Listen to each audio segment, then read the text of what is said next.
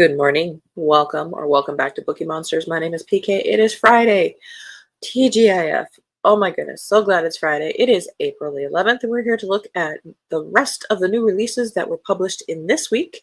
We're going to be looking at about three that are outside our regular genres, and then we'll look at the rest of the cozy mysteries because there's about 16 of them, I think, left.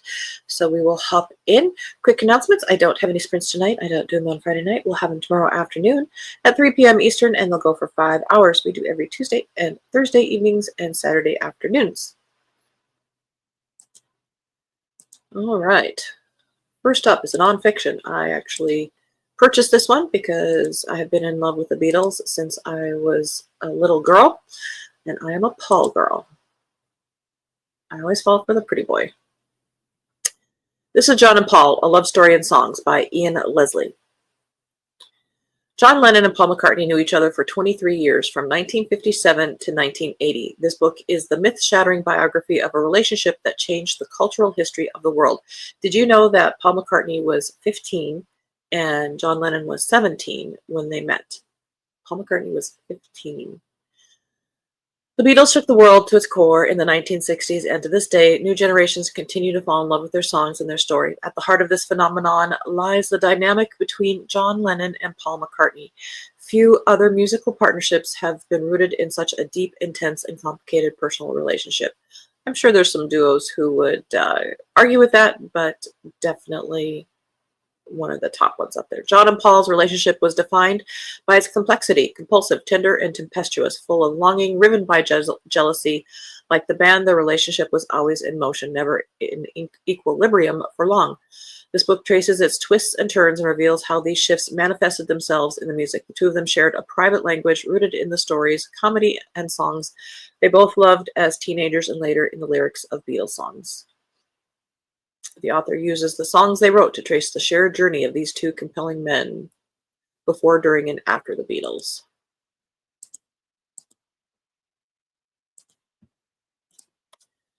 This next one is a historical novel, historical fiction.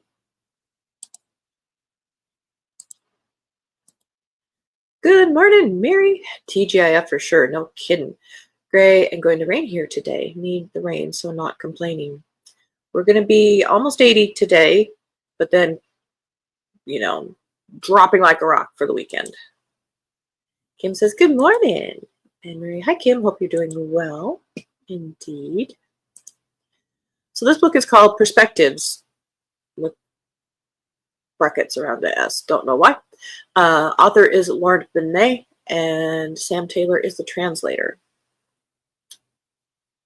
It is set in Renaissance Florence, which is one of my favorite time periods. As dawn breaks over the city of Florence on New Year's Day, 1557, Jacopo da Pontormo is discovered lying on the floor of a church, stabbed through the heart. Above him are the frescoes he labored over for more than a decade, masterpieces all, rivaling the works of Michelangelo in the Sistine Chapel. When guards search his quarters, they find an obscene painting of Venus and Cupid, with the face of Venus replaced by that of Maria de' Medici, the Duke of Florence's oldest daughter. The city erupts in chaos. Who could have committed these crimes, murder and lèse majesté? Giorgio Vasari, the great art historian, is picked to lead the investigation. Letters start to fly back and forth between Maria and her aunt, Catherine de' Medici, the Queen of France, between Catherine and the scheming Piero Strozzi, and between Vasari and Michelangelo, carrying news of political plots and speculation about the identity of Pontormo's killer. The truth, when it comes to light, is as shocking as the bold new artworks that have made Florence the red-hot center of European art and intrigue. Love that time period. Love it, love it, love it. So I did put it on hold, but it's several weeks out. We'll see. All right, this next one, The Jane Austen Insult Guide for Well-Bred Women Serving Tea with a Side of Scorn by Emily Reed. Kim said, doing okay, and you? And Kim says they're in the 70s and 80s now. Mary, one of these mornings that I one of these mornings that I feel my age. Oh dear, tired and kind of dragging. I've been that way all week though, but still mostly asleep, I think. We'll get better as the morning progresses. Lots of chores to do today. But you could also go back and take a nap. Jane Austen always knows just what to say. Why waste time inventing your own insults when you can borrow top-notch snipes from a literary genius? With this book, you can clap back at bad dates, micromanaging bosses, irritating strangers, and tiresome guests while keeping your chin and pinky up, just like the queen of clever comebacks herself. Austen's timeless retorts work just as well today as they did 200 years ago. When they start talking before coffee, you can say, I am worn out with civility. When they haven't asked you a single question, selfishness must always be forgiven, you know, because there is no hope of a cure. And when they leave wet towels on the floor, I send no compliments to your mother. So, adding to the world of Jane Austen, but that one's kind of fun.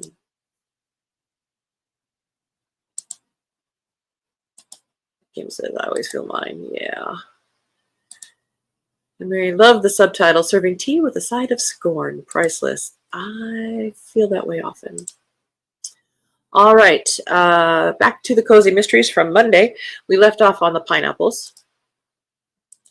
I remember.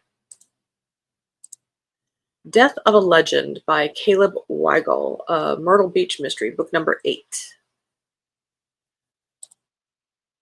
Clark takes his visiting friend, a huge country music fan, to the Legends Theater to watch her favorite musician perform, Dolly Parton. Except this Dolly isn't the real Dolly. She's an incredible impersonator who travels the country, entertaining legions of fans who believe she's the next best thing. The theater is hosting a special concert series featuring fan-favorite celebrity impersonators such as Michael Jackson, Tina Turner, the Blues Brothers, and Elvis Presley. What starts out as a great evening goes awry when one performer collapses on stage during the concert. In the aftermath, rumors of foul play arise, throwing Clark into an investigation to uncover if the collapse wasn't driven by natural causes. As Clark's search for answer unfolds, he questions the other performers and discovers that the deceased had enemies. When the police get involved, Clark must navigate an insular cast and a police investigation while trying to entertain his friend and her son. Once more, the case leads to Clark facing a life-changing moment where he must figure out what happened and what to do next to protect the ones he loved. It doesn't say, but I would put money down that it was Elvis the impersonator who got killed, because there's so many jokes you can do from that. Elvis has left the building. He is indeed dead. Blah, blah, blah. Cheddar Luck Next Time by Beth Cato.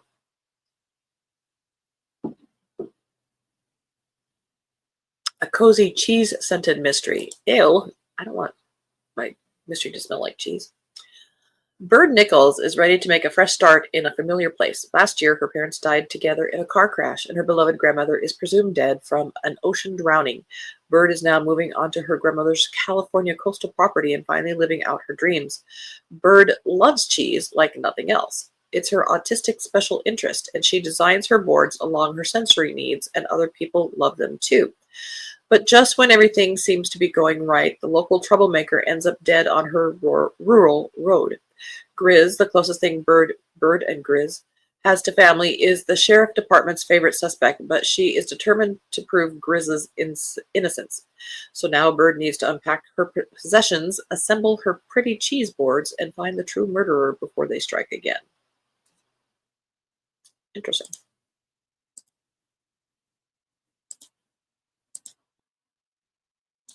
Oh, we did the market code already. Was that already? What was up there?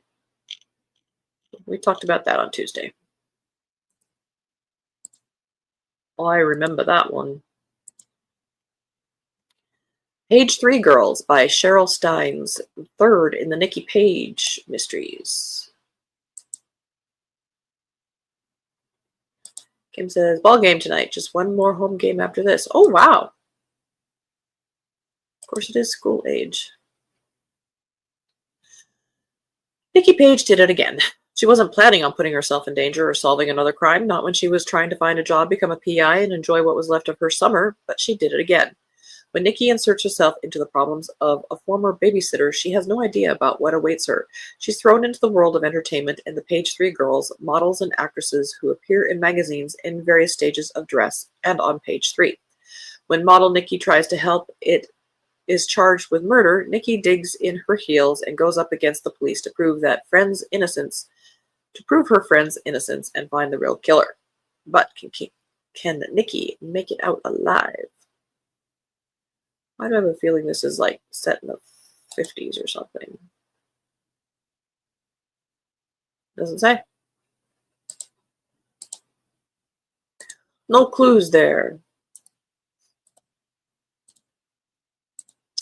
Murder in the Crew Quarters by Denise Jayden, third in the Olivia Ocean Cruise Ship Mysteries. As Olivia Ocean welcomes a new group of passengers aboard the Moonlit Majesty, a group of 3 women stand out as being particularly friendly. Not only that, but the youngest of the 3 has a real way with Olivia's cat, Pickle. The women offer to cat sit, which is a huge help to Olivia. Does the cat want to be cat sit? Her busy job and adventure-seeking cat don't always make for the best combination, but soon Pickle leads the trio to a corridor in the crew quarters that raises some ominous questions. The trio didn't come aboard intending to investigate, but if there are deadly questions afoot, they have their own knack for finding answers. Seems like a shift in investigators.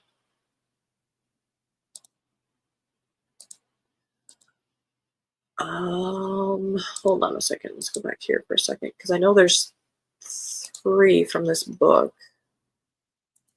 I'm sorry, 3 from this series. Okay, no, we're doing it in the right order. Sorry, zooming around there. When You Witch Upon a Mystery by Corinne Winters, third in the Fox Club Falls Mysteries.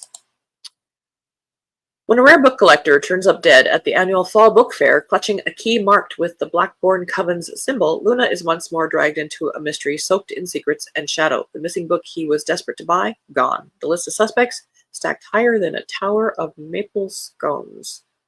Now Luna's juggling magical mishaps, cryptic visions of her dead grandmother, and a murder investigation that's starting to feel a little too personal. And we're just going to move right along since we have so many. I'm suddenly aware the clock is ticking. Murder on Bluebell Hill by Jane Bettany, fourth in the Violet Brewster Mysteries.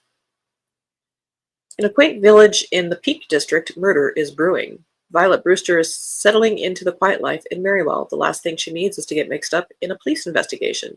When a snazzy tea room opens at the local garden center on Bluebell Hill, residents flock to visit the establishment, but not everyone is happy about the new business venture. Matters escalate when the owner of the tea room is found dead on the premises. As Violet unwittingly finds herself at the center of another murder mystery, can she shift suspicion away from those closest to her and find the true culprit? Interesting thing I find about this summary is that they spell center the British way, not American. End of that row. Lucy Connolly has a new one in her Irish series. I enjoy her Scottish one very much. This is Death at Inishmore Castle, third in the Mercy McCarthy Mysteries. Historic Inishmore Castle is opening its doors for the first time, hosting a charming weekend of whiskey tasting and soda bread baking. Sisters Mercy and Lizzie McCarthy are badly in need of a break, but their relaxing trip takes a decidedly unrestful turn when Mercy finds fellow guest Father Brennan slumped over the desk in the library. Did he have one glass too many, or did someone want him dead? Even more curiously, Mercy swiftly learns that the priest was no priest at all. So why was he searching through dusty journals? Can the legend of Inishmore's lost treasure possibly be true? And all those blurbages.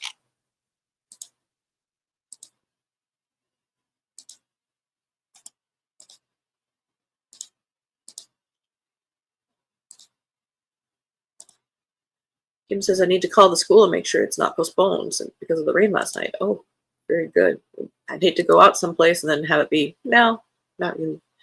Death of a Mystery Guest by Alex Coombs, part of an Old Forge Cafe Mysteries. Doesn't say which one in there. Number.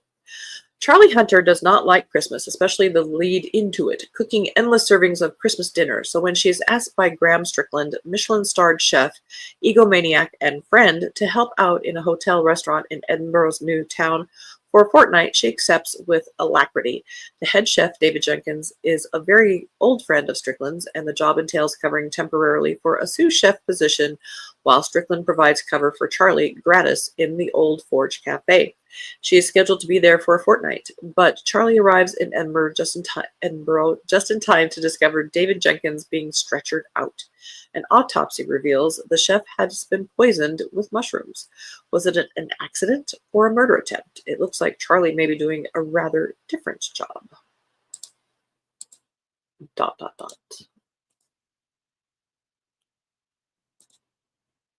Now this one has Cajun written all over it. A Fatal Feast at Honeychurch Hall by Hannah Dennison. Just the cute cover in the title. 11th in the Honeychurch Hall mysteries. When Eric Pugsley, who runs the unsightly scrapyard on the Honeychurch Hall estate, brings home his Turkish fiancée, everyone is delighted, even if the marriage does seem to include her outrageously feisty mother. A safari supper at the hall is held in their honor, but trouble begins when somewhere between the first course and dessert, one of the villagers goes missing and is later found drowned in the estate's ornamental lake. Rumors of foul play abound, given that competition is fierce to clinch a trophy at the upcoming Flower and Produce Festival, where sabotage had already come into play when someone released a herd of goats into the village allotments, and one of the planned entries was eaten. But things take an even more sinister turn when Eric asks our heroine, Kat Stamford, to value the bride-to-be's 19th century Etruscan engagement ring, only to be told that historically it was used to carry poison. Hardly an appropriate choice for love, but Eric is adamant it's what his fiancée wants, etc., etc.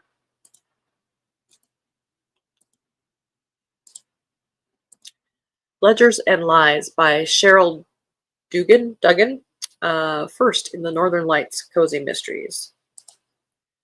She bought the cafe for a fresh start, not a crash course in small-town rivalries.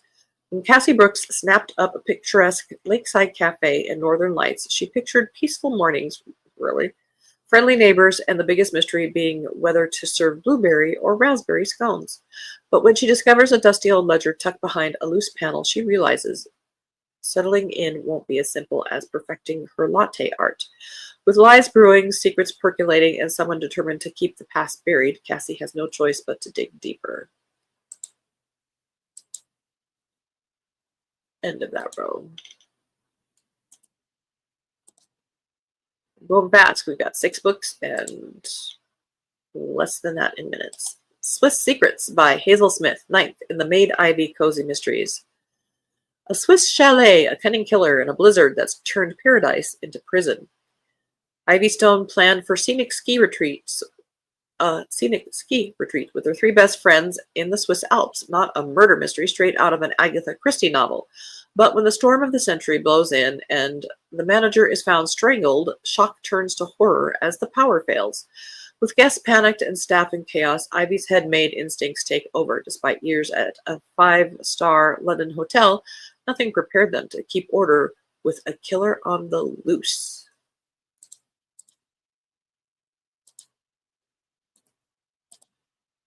Frustrated in Massachusetts by Diana Zarissa, who has multiple series going on. This is 6th in the Midlife Crisis Mysteries. I'm Holly Parker, and I'm tackling my bucket list one state at a time. I want to visit all 50 over the next 10 years or so, but so far I've had the bad luck to find myself caught up in murder investigations everywhere I've gone. Ooh, she's tapped into those challenge people who do the states. This trip was going to be different, though. Besides getting to see the sights in Boston, Massachusetts, I was going to get to spend some time with 2 of my closest friends from college while I was there. Ryan and Lisa had started dating as freshmen, and now, something like 30 years later, they were still together. We'd been incredibly close in college, but then our lives had gone in different directions, and I hadn't seen them since graduation. We had a nice dinner together, catching up on each other's lives. I was concerned when Ryan told me the next morning that Lisa was missing. Things got much worse when her body was found. For some reason, the police seemed to think that I had a motive for Lisa's murder.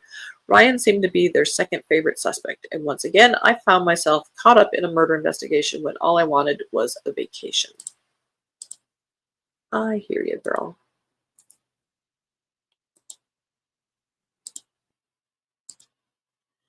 The Silent Film Star Murders by Melody Campbell, second in the Married Widow Murders. I like that cover.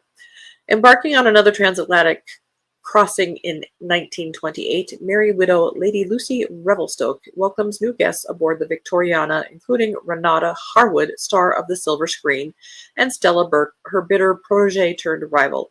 Everyone expects these leading ladies to serve up delicious drama over dinner, but true tragedy strikes when a young woman goes missing. Has she been seduced by a cad? Are they hiding in second class? Or has the poor girl thrown herself overboard? Then a crew member is brutally murdered, and questions arise about just who the intended victim may have been. And then the third of this week by Corinne Winters, When You Witch Upon a Clue, fourth in the Foxglove Falls Mysteries. Treasure hunter turns up dead in full dive gear, washed ashore under suspicious circumstances. Foxglove Falls once again proves it's more secrets than sleepy. End of that row.